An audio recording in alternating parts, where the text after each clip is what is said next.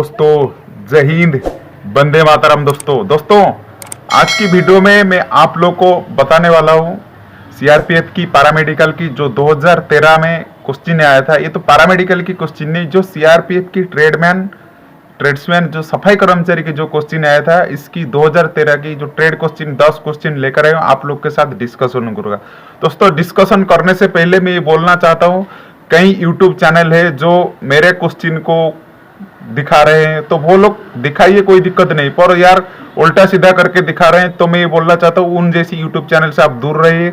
और कई YouTube channel जो एसएससी जीडी के लिए भी भड़का रहे हैं भाइयों को, दोस्तों को, उनको कुछ मालूम नहीं फोर्स के बारे में, फोर्स की रूल रेगुलेशन के बारे में, रिक्रूटमेंट के बारे में। दोस्तों आप जिस लोगों को फॉलो कर रहे हो ना, आप जानिए वो क्या है, वो लोग क्या करते हैं, उनका क्या काम है, तो उसी आदमी को फॉलो कीजिए। ठीक है दोस्तों, मैं ये बोलना चाहता हूँ जो आदमी मतलब क्या है या कौन सा फोर्स का बंदा है या फोर्स का नहीं, कि फोर्स के बारे में जानता है कि नहीं, उन आदमियों को फॉलो कीजिए। तो दोस्तों सबसे पहले मैं बोलना चाहता हूँ, अभी एक जानकारी देना चाहता हूँ, सीआरपीएफ की पैरामेडिकल ये जो होगा, इसका जो मेरिट होगा ऑल इंडिया बेसिस से होगा। ठीक है दोस्तों, इस बार सबसे ज्यादा फॉर्म पड़ा है सफाई कर्मचारी में, क्योंकि सफाई कर्मचारी में जो एक्सपीरियंस सर्टिफिकेट का कोई कॉलम नहीं दिखाया था, इसीलिए ज्यादा फॉर्म पड़े थे।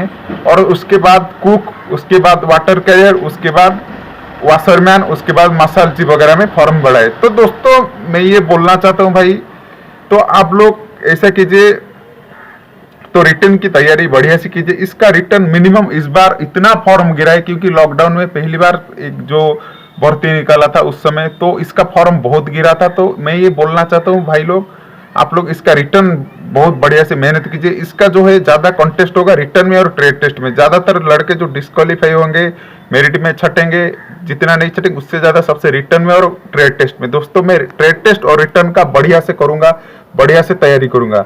और सबसे बड़ी चीज भाइयों को बोलना चाहता हूँ, जो भाई ने उड़ीसा के रहने वाले, खोर्धा डिस्ट्रिक्ट के रहने वाले, यदि वो लोग कोचिंग लेना चाहते हैं, तो ट्रेडमैन की हो, जीडी की हो, चाहे आर्मी नेवी एयर फोर्स, तो आप लोग जो है अपना यूथ आइकन कैरियर एकेडमी है, जो मेरा एकेडमी में आप लोग जाके ज्वाइनिंग कर सकते हैं। ये है यूथ आइकन कैरियर एकेडमी का एड्रेस है।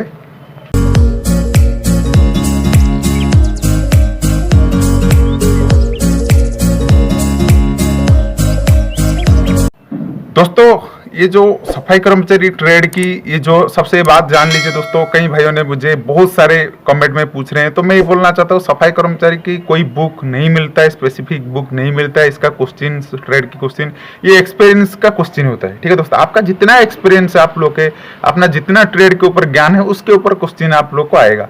तो दोस्तों आप लोग ये जेन्युइन क्वेश्चन रहेगा। तो और एक आपको बोलना चाहता हूँ, इसका मेरिट ऑल इंडिया लेवल बोल ही दिया। और दूसरा बात ये दोस्तों, इसमें जो पैसा, जो अपना जो ट्रेनिंग होगा, आपका 3 महीना ट्रेनिंग होता है, और आपका जो तनख्वाह होता है, सैलरी होता है आपका कांस्टेबल जीडी की, और आपकी तनख्वाह बिल्कुल बराबर होता है। ठीक है दोस्तों, याद रखिए दोस्तों, इसका बराबर होता है। तो दोस्तों इसका प्रमोशन की बात, प्रमोशन तो इसका नहीं होता है। यदि आप प्रमोशन लेना चाहते हैं, आप जीडी ट्रेडमैन से जीडी नहीं जा सकते, आप लोग ट्रेडमैन से जीडीसी पर ड्राइवर को जा सकते हैं, पर आपको 3 महीने की ट्रेनिंग के बाद, जिस टाइम आपको ड्राइवर जाओगे, आपको 1 साल जीडी का ट्रेनिंग करना पड़ेगा, जो सीआरपीएफ की रूल है। तो दोस्तों आप लोग कोई बात नहीं, पहले आप ज्वाइनिंग करो, भर्ती हो जाओ। ठीक है दोस्तों, तो इसका तनख्वाह की, पैसे की कोई बिल्कुल तफात नहीं है, मतलब कोई अलग मतलब डिफरेंस नहीं है। चलिए दोस्तों अभी हम रिटर्न की क्वेश्चन डिस्कशन करेंगे। चलिए दोस्तों शुरू करते हैं। जय हिंद दोस्तों, वंदे मातरम। आज की क्वेश्चन सेशन में आप लोगों को बहुत बहुत स्वागत है। दोस्तों ये सारे जो 10 के 10 क्वेश्चन है 2013 कांस्टेबल ट्रेड्समैन सीआरपीएफ की सारे ट्रेड क्वेश्चन है। ठीक है दोस्तों, ये जो क्वेश्चन 2013 में जो ट्रेडमैन की भर्ती में ये क्वेश्चन आया था, तो दोस्तों सबसे पहला हमारा क्वेश्चन देख लीजिए, which mops are use for cleaning room ceiling areas, मतलब इनमें से कौन सी झाड़ू जो है कमरा की ऊपरी भाग को साफ करने में मदद करता है। एक है फ्लैट मोप्स, स्पॉन्ज झाड़ू, दूसरा है डस्ट झाड़ू, दूसरा स्ट्रिंग झाड़ू, जो सूती झाड़ू। दोस्तों ये सारे झाड़ू तो में से जो डस्ट मोप होता है, जो डस्ट होता है, वो उसका जो झाड़ू का जो हिसाब थोड़ा अलग होता है। इस झाड़ू ने ऊपरी भाग को साफ करने में बहुत ही आसान होता है। तो दोस्तों इसका आंसर है सी, जो डस्ट झाड़ू होता है, डस्ट निकालने वाला झाड़ू जो होता है, क्योंकि ऊपरी भाग ज्यादातर डस्ट जमा रहता है, तो इसका आंसर है सी। नेक्स्ट क्वेश्चन है हमारा, which is belong to a non biomedical waste, इसमें से कौन सी नॉन बायोमेडिकल अपव्यय है।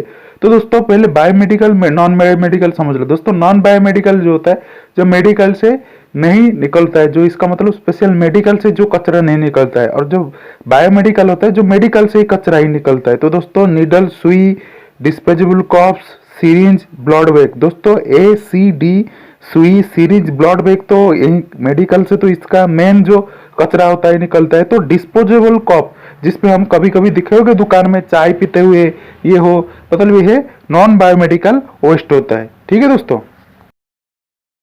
दोस्तों हमारा थर्ड क्वेश्चन है, what is the chemical symbol of gold.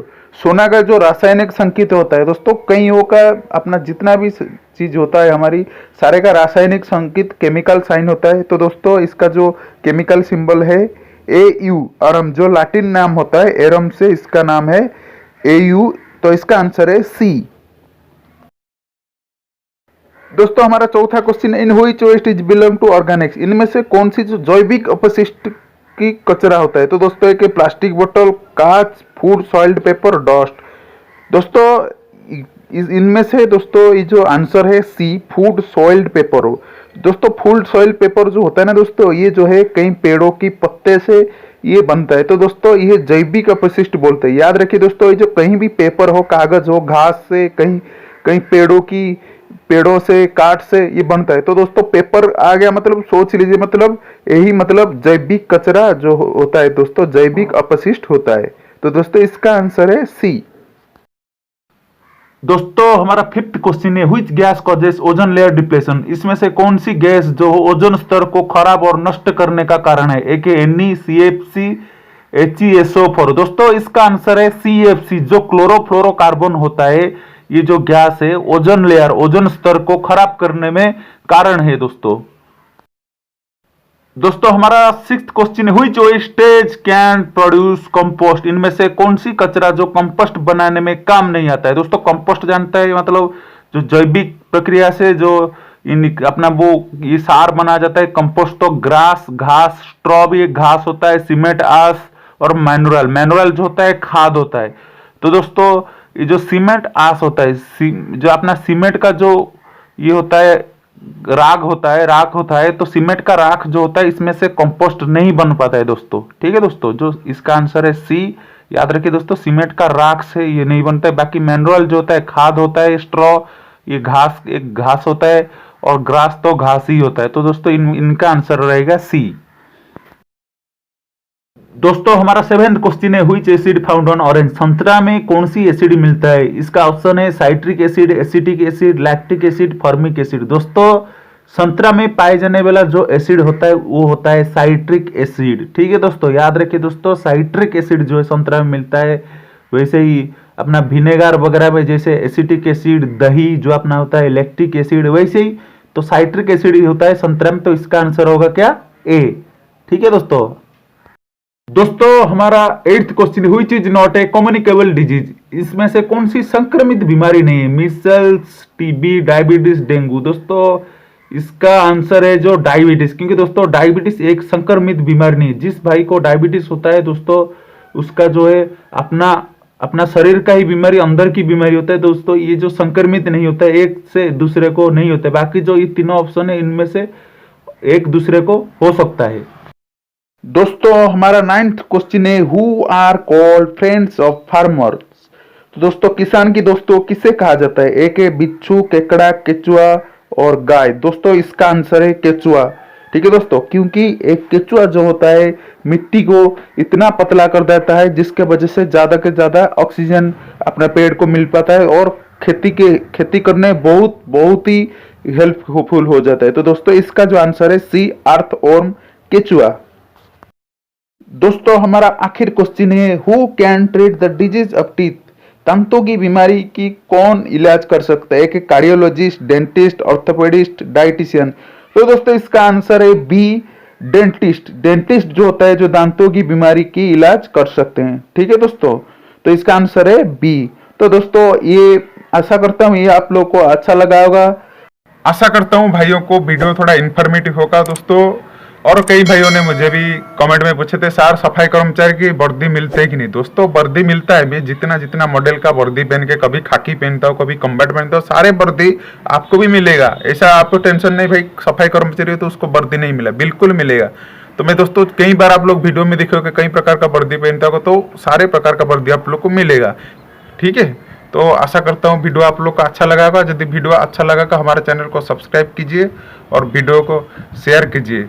और और एक मेरे को रिक्वेस्ट है दोस्तों, जो भाइयों ने मतलब कई यूट्यूब चैनल है गलत इन्फॉर्मेशन दे रहे हैं, उन लोगों को बिल्कुल फॉलो मत कीजिए। नहीं तो भाई उन लोगों को फोर्स के बारे में कुछ मालूम ही नहीं, पर आप लोग उनको फॉलो करते हो तो नुकसान तो उनका कुछ नहीं हो रहा है, नुकसान आपको हो सकता है। ठीक है दोस्तों, अब देखिए किसको किस बंदे को जानकारी है उसी को फॉलो कीजिए। हाँ नहीं नहीं भाई हमको फॉलो कीजिए, ये जिसको जानकारी है उसी को फॉलो कीजिए। चलिए दोस्तों फिर मिलेंगे भाई, जय हिंद, वंदे मातरम।